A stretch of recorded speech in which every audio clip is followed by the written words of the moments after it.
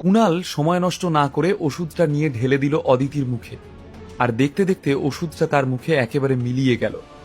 ধীরে ধীরে অদিতির শরীর স্বাভাবিক হয়ে এলো। ক্রমশ নীল থেকে স্বাভাবিক হতে শুরু করলো তার শরীরের রং, আর তার কাঁপুনিও বন্ধ হয়ে গেল। কিন্তু এখনো জ্ঞান ফেরেনি অদিতির। কুণাল চিন্তিত হয়ে নীলকে জিজ্ঞেস করলো, নীল, অদিতির জ্ঞান এখনো ফিরছে না কেন? ফিরবে ফিরবে, তুমি চিন্তা করো না। দেখে মনে হচ্ছে আর 10 থেকে 15 মিনিট পরেই বৌদি চোখ খুলে তাকাবে। নীলের কথা বলার ভঙ্গির মধ্যে একটা অদ্ভুত কনফিডেন্স ছিল।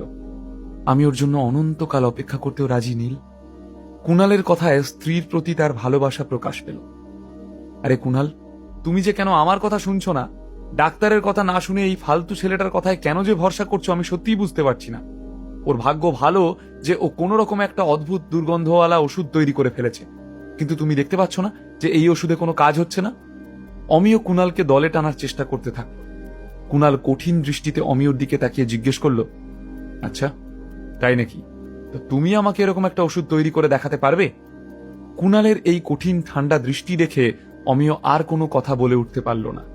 ঠিক এমন সময় হঠাৎ আকাশে ঘন কালো মেঘ ভিড় করে এল, আর সেই সঙ্গে বইতে লাগলো ঝোড়ো হাওয়া। মনে হচ্ছে জোর বৃষ্টি শুরু হবে। অবন্তিকা বলল, না না, যদি বৃষ্টি হয় তাহলেও অল্প স্বল্পই হবে।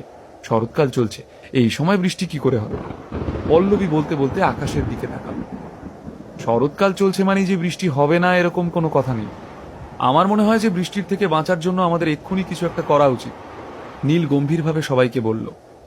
অমিয় শোনো না, ভৌমিক পরিবার কি এই ক্যাম্পে টেন্টের ব্যবস্থা করেছে, নাকি সেটাও হয়ে ওঠেনি? একটু বিরক্তভাবেই কুণাল অমিয়কে জিজ্ঞেস করল।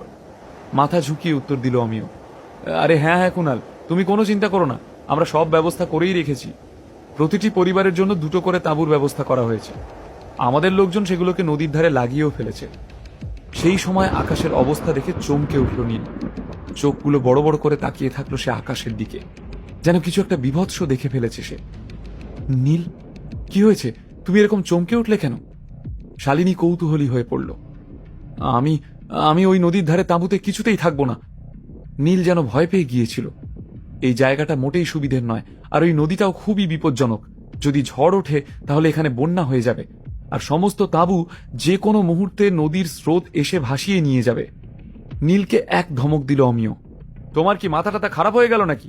বর্ষাকাল সেই কবে চলে গেছে, এখন আর ভারী বৃষ্টি হওয়ার কোনো রকম সম্ভাবনাই নেই। হ্যাঁ, আকাশ কালো করে এসেছে, 5-10 মিনিট বৃষ্টি হতেই পারে, কিন্তু তার বেশি কিছুই হবে না। তুমিও আজব আছো ভাই, মুখে যা আসছে তাই বলে চলেছ। নীল, তুমি গুরু দুর্দান্ত। হ্যাঁ, তুমি ওয়েদার আর মেটাফিজিক্স নিয়েও পড়াশোনা করেছো? কুণাল নীলের ব্যাপারে কৌতূহলী হয়ে উঠল। সে অমিয়র কথায় কোনো রকম পাত্তা দিল না। হ্যাঁ, পড়াশোনা করেছি, কিন্তু খুব একটা কিছু জানি না। কুণাল, তুমি বরং এক কাজ করো, তুমি অদিতিকে কোলে নাও, আমাদের এখনই পাহাড়ের উপর দিকে চলে যেতে হবে। কুণালকে এই কথা বলার পর নীল অমিয়র দিকে ফিরে বলল, তোমার কাছে এক্সট্রা টেন্ট আছে? আমার একটা লাগবে।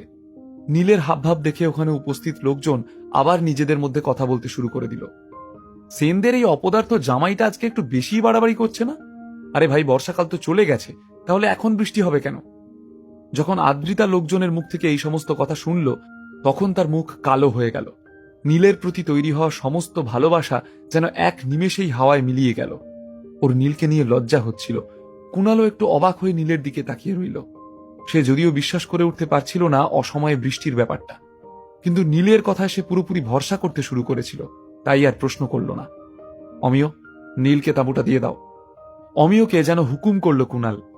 কুণালের যা প্রতিপত্তি তাতে অমিয়র ওর কথা না শুনে আর কোনো উপায় ছিল না। কুণালকে শুধু হুকুম করতে হতো, আর অমিয়র কাজ ছিল সেই হুকুম তামিল করে যাওয়া। নীল আরেকবার আকাশের দিকে তাকিয়ে অবস্থাটা বুঝে নিয়ে বলল, ঝড় আসতে এখনো প্রায় মিনিট 20 সময় আছে, আর এই 20 মিনিটে আমরা নিজেদের তাঁবু খাটিয়ে ফেলতে পারবো। আর কি কেউ আছে যে বা যারা আমাদের সঙ্গে পাহাড়ে যেতে চায়? এখানে উপস্থিত লোকেদের সঙ্গে নীলের খুব একটা ভালো সম্পর্ক ছিল না। ও জিজ্ঞেস করছিল কারণ ঝড় আসতে চলেছিল, আর তাতে ভয় ছিল সবার প্রাণ সংশয় হওয়ার। সেই কারণেই নীল বারবার সবাইকে জিজ্ঞেস করছিল, কিন্তু নীলের এতবার জিজ্ঞেস করার পরেও কেউ নীলের কথায় পাত্তা দিল না, আর সবাই এমন মুখ করল যেন সে আস্ত একটা গাধা। নীল, কেন করছো এরকম? প্লিজ চুপ করো, এবার বাড়াবাড়ি করছো তুমি। আদ্রিতা খুবই অসহায় বোধ করছিল, আদ্রিতার মনে হলো সবাই নীলকে নিয়ে ঠাট্টা করছে, তাই নীলকে থামানোর চেষ্টা করল। আসলে আদ্রিতার মনে হচ্ছিল যে নীল তার দুর্বলতার সুযোগ নেওয়ার চেষ্টা করছে।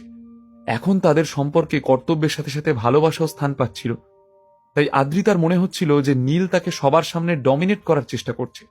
আর এই কথা মনে হতেই আদ্রিতার কান মাথা ঝাঁ ঝাঁ করতে শুরু করলো।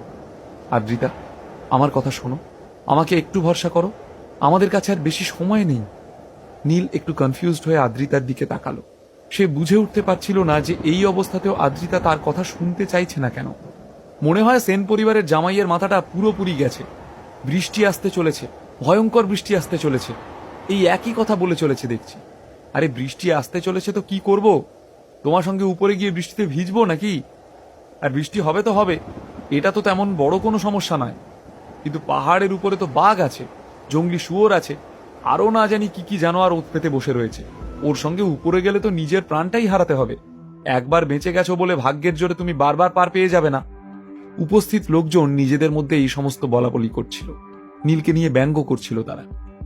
এমন সময় শালিনী নীলের দিকে এগিয়ে এলো। নীল, আমি তোমাকে পুরোপুরি বিশ্বাস করি, আমি তোমার সঙ্গে উপরে যাব। বিশ্বাসের সঙ্গে কথাগুলো বলল শালিনী। ওর চোখে মুগ্ধতা। দিদি, এসব কি বলছিস তুই? সৌরভ খুবই ভয় পেয়ে গেল। তুই তো জানিস যে পাহাড়টা কতটা বিপজ্জনক, দেখলি না সকালে আমাদের সঙ্গে কি কি হলো? সৌরভ ঠিক কথাই বলছে, আমাদের ওই পাহাড়ের উপরে যাওয়া ঠিক হবে না। শালিনীর জেদ দেখে বাকি লোকজন শালিনীকে বোঝানোর আপ্রাণ চেষ্টা করতে লাগলো, যদিও বুঝিয়েও বিশেষ লাভ হলো না। সিদ্ধান্তে কোনো বদল আনা গেল না। শালিনী মনস্থির করে ফেলেছিল নীলের সিদ্ধান্ত ঠিক না ভুল সেসব নিয়ে শালিনীর বিশেষ মাথা ব্যথা ছিল না। আদৌ ঝড় আসবে কি আসবে না সেসব নিয়েও বিন্দুমাত্র চিন্তিত ছিল না শালিনী। সে শুধু চোখ বন্ধ করে নীলকে বিশ্বাস করতে চাইছিল। শালিনী, দয়া করে আপনি এই অপদার্থটার সঙ্গে পাহাড়ের উপরে যাবেন না। কে জানে ও মনে মনে কি ভাবছে। এমনিতেও আজ সকাল থেকে যা যা ঘটল তাতে নিজেকে মহান ভাবতে শুরু করেছে। ইনফ্যাক্ট এই ওষুধ বানানোটাও শুধুমাত্র একটা কোইন্সিডেন্স ছিল, আর কিছু নয়। ওর কথায় বিশ্বাস করার কোনো প্রয়োজন নেই। নীলের কথায় শালিনীর মতো একটা মেয়ের জীবন নষ্ট হবে, এটা কিছুতেই মেনে নিতে পারল না লোকজন। অদিতি তখনও বেহুশ হয়ে মাটিতে পড়েছিল। কুণালের চিন্তা এখনো কমেনি। অমিও একবার মন দিয়ে অদিতিকে দেখল, তারপর নীলের দিকে তাকিয়ে চিৎকার করে বলে উঠল, আমি বুঝতে পেরে গেছি, আমি সব কিছু বুঝতে পেরে গেছি নীল। তোমার সমস্ত জারিজুরি ধরা পড়ে গেছে। তুমি নিজেও জানো তোমার ওই ফালতু ওষুধে অদিতি কিছুতেই সুস্থ হবে না। তাই জন্য এখন সেদিক থেকে সবার মনোযোগ সরানোর জন্য একটা নতুন খেলা শুরু করে দিয়েছ। অমিয়র মুখে এই কথা শুনে বাকি লোকেরাও তাদের সহমত পোষণ করতে লাগলো। এসব দেখে প্রচন্ড রেগে গেল নীল। রাখবে নাই বা কেন? একে তো সকাল থেকে সে তাদেরকে বাঁচানোর জন্য এত পরিশ্রম করলো, কিন্তু এই অকৃতজ্ঞের দল তাকেই নিজেদের খোরাক বানিয়ে ফেলছে, তাকে নিয়ে সমানে ঠাট্টা করে যাচ্ছে, অপমান করে যাচ্ছে। এই তুমি চুপ করো তো, আমি তোমার মুখ থেকে আর একটা কথাও শুনতে চাই না। প্রচন্ড রাগে নীল বলল। অমিয় নির্লজ্জের মতো অহংকারে অন্ধ হয়ে নীলকে বলতে থাকলো, কি আমি ঠিক ধরে ফেলেছি তাই না? আসল কথাটা বেরিয়ে পড়তেই এখন বাবুর রাগ দেখানো হচ্ছে। অমিয়র মাথায় বেশ বুদ্ধি আছে বলতে হবে, না হলে তো নীল এখান থেকে এক্ষুনি পালানোর তাল করছিল। কি বলছো কি? ডোন্ট টেল মি যে এই অপদার্থটা এখান থেকে পালানোর চেষ্টা করছে। আমি তো আগেই বলেছিলাম যে ওর মতো একটা ফালতু ছেলের উপর ভরসা করা একদম ঠিক হচ্ছে না। এখন এই সমস্ত ভণ্ডামি ধরা পড়ে গেল তো। এক এক করে সকলেই অমিয়র কথায় উত্তেজিত হয়ে পড়ল। আমি বলেছি আমার পথ ছাড়ো, আমার কাছে নষ্ট করার মতো সময় নেই। নীল আবারও গম্ভীরভাবে বলল। ঝড় আসার আগেই নীল তাঁবুগুলো খাটিয়ে ফেলতে চাইছিল। সে চাইছিল না আদ্রিতা, অদিতি, শালিনী এদের ঝড়ের কারণে কোনো রকম ক্ষতি হোক। এই নীল, এবার থামো, অনেক হয়েছে। হ্যাঁ, এখন আমি তোমার সমস্ত ভণ্ডামি ফাঁস করে দিয়েছি বলে তুমি এখান থেকে পালাতে চাইছো? যাও, কুণালের কাছে গিয়ে নিজের ভুলটা স্বীকার করো আর ওর পায়ে ধরে ক্ষমা চাও। একটা সব জানতা মার্কা হাসি নিয়ে নীলের দিকে তাকালো অমিয়। অমিয়, তুমি এত ফালতু কথা কেন বলছো বলো তো? যদি আমি পালাতেই চাইতাম তাহলে কুণালকে কি আমার সঙ্গে নিয়ে যেতাম? নীল ক্রমশ অধৈর্য হয়ে উঠছিল। ইউ, অমিয় কিছু বলার আগেই নীল তাকে থামিয়ে দিয়ে বলল, ইউ হোয়াট ইউ? মিলিয়ে নিও, একটু পরেই নিজের প্রাণ বাঁচানোর জন্য লেজ নাড়তে নাড়তে আমার কাছে চলে আসবে। অহংকারে ফেটে পড়ে অমিয় বলল, তুমি চাও যে আমি তোমার কাছে ভিক্ষা চাই? ভিখারি পেয়েছো আমাকে? নীল অমিয়র কথার কোনো উত্তর দিল না। সে টেন্টের সাথে সাথে নিজের ব্যাকপ্যাকটাও কাঁধে তুলে নিয়ে পাহাড়ে উঠতে শুরু করলো।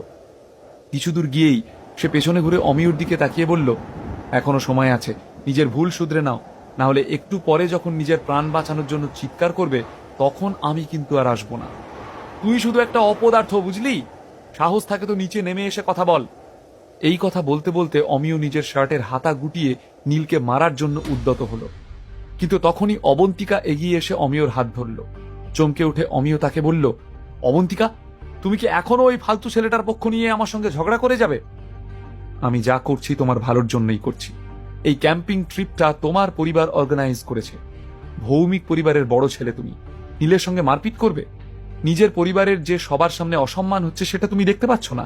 অবন্তিকা খুবই বিরক্ত হলো। যদিও অবন্তিকার মনে মনে নীলের সঙ্গে পাহাড়ের উপরে যাওয়ার ইচ্ছা ছিল, কিন্তু সে কোনো রকমে নিজের এই ইচ্ছাটাকে দমন করলো। আফটার অল, কোথাও গিয়ে তারও মনে হচ্ছিল যে এই সময় বড় রকমের ঝড় বৃষ্টি হওয়ার কোনো সম্ভাবনা নেই। কুনাল, তাড়াতাড়ি করো, আমাদের যত তাড়াতাড়ি সম্ভব পাহাড়ের উপরে পৌঁছতে হবে। একটু পরেই বৃষ্টি শুরু হয়ে যাবে। এখনই তাড়াহুড়ো না করলে আমরা আর তাঁবু খাটানোর সময় পাবো না। নীল বেশ চিন্তিত হয়ে পড়েছিল। ঠিক আছে, কিছুক্ষণের জন্য আদ্রিতা দেখাশোনা করুক অদিতিকে, ততক্ষণে আমরা দুজনে মিলে তাঁবুটা খাটিয়ে ফেলব। কুনাল কোন রকম ভনিতা না করে উত্তর দিল, কিন্তু এখনো বাকিদের মন থেকে সন্দেহটা গেল না। নীলের এই আশঙ্কা কি সঠিক? কোনো ভয়ঙ্কর প্রাকৃতিক বিপর্যয় কি আদৌ ঘটবে? নদীতে কি বান আসবে? কেউ কি নিজের প্রাণ হারাবে? কি হবে এতগুলো লোকের? নীল কি সবাইকে বাঁচাতে পারবে? আদ্রিতার ভরসা কি জিততে পারবে নীল?